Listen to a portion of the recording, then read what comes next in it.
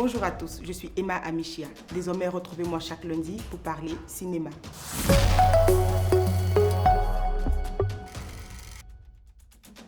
D'une semaine à l'autre, au titre de l'actualité cinématographique en Afrique, retenons que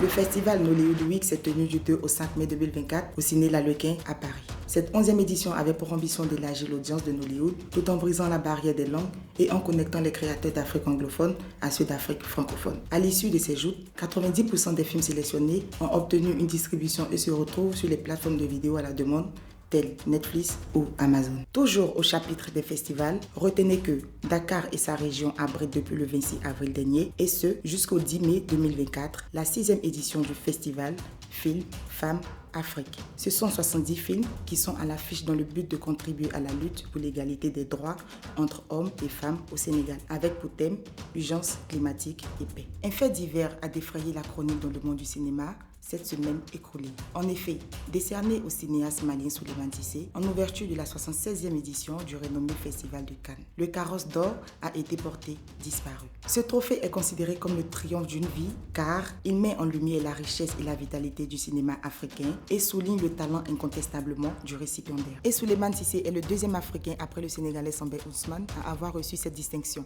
La disparition de ce trophée qualifié de trésor national au Mali a créé l'émoi dans toute la communauté cinématographique, voire culturelle en général. Heureusement, après une semaine d'angoisse, le trophée a été retrouvé intact au petit matin du samedi 4 mai, certainement déposé incognito par les auteurs du vol, selon le cinéaste bien ému de retrouver le symbole de ses 50 années d'excellence dans le 7e art. Parlons toujours distinction et honneur au 7e art africain avec l'iconoclaste Razo. De son vrai nom Razmane Ouedraogo, l'acteur, réalisateur et producteur burkinabé, artistiquement appelé Razo ou Ladji, vient d'être retenu au nombre des célébrités de tout ordre pour figurer sur la rue des Étoiles, sur la célèbre avenue Kwame Nkrumah de Ouagadougou. Technicien de cinéma de formation, Razo a occupé plusieurs postes de décision dans l'évolution du cinéma burkinabé et africain, notamment au PCA du FESPACO en 2015. Terminons cette revue de l'actualité cinématographique africain avec un nom à retenir, Alazi Soumaïla Radof. Le Bénin a donné au cinéma mondial Djimon Hounsou, reconnu pour ses remarquables prestations dans Blood Diamond et Amistad. Le Bénin donne de découvrir Alazi Soumaïla Radof et pour cause, cette jeune belle femme crève le grand écran en Chine depuis le 1er mai, date de la sortie officielle du film chinois Format Police Unite.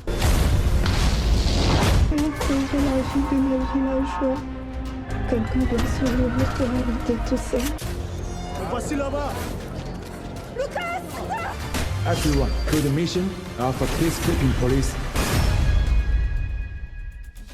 Film dans lequel notre héroïne, seule étrangère du casting, tient un rôle vedette.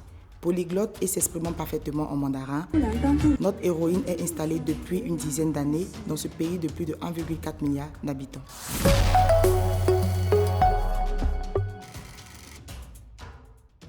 Quelques annonces qui pourraient vous intéresser.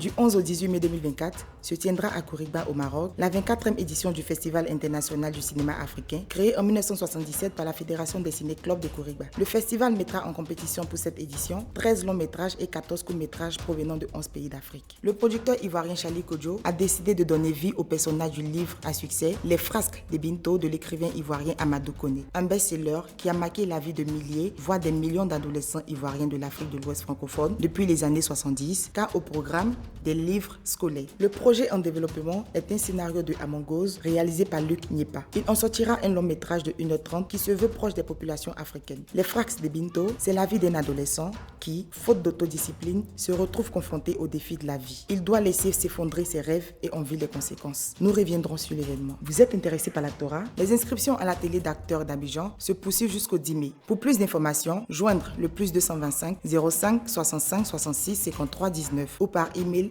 à l'adresse atelieracteurabidjan@gmail.com. Transforme tes rêves en réalité. Tel est le titre du premier livre autobiographique de l'actrice, réalisatrice et productrice ivoirienne Kadi Touré. La sortie officielle de l'œuvre est prévue pour ce jeudi 9 mai 2024 dès 19h au Majestic Cinéma du Sofitel Hôtel Ivoire d'Abidjan. Au chapitre des sorties de films, à noter Le dernier né à venir du réalisateur ivoirien Howell Brown, Maman. C'est le titre de cette fiction qui bénéficie d'un casting de premier choix avec la participation, entre autres, d'Adrienne Couton, de Issaka Sawadogo et de Bruno Henry. Sortie officielle le 24 mai. Vous aurez plus de précisions avec Ayusine. Canet Rose pour terminer cette session. Vive émotion pour l'actrice Fatoré, révélée par la série télévisée Cacao diffusée en exclusivité sur Canal+ Afrique. C'est dans un décor féerique qu'elle s'est vue demander en mariage la semaine dernière par M. Abi Bomba, cadre dans une société de téléphonie basée en Côte d'Ivoire. Que son oui retentissant soit gage d'amour fructueux pour le futur couple.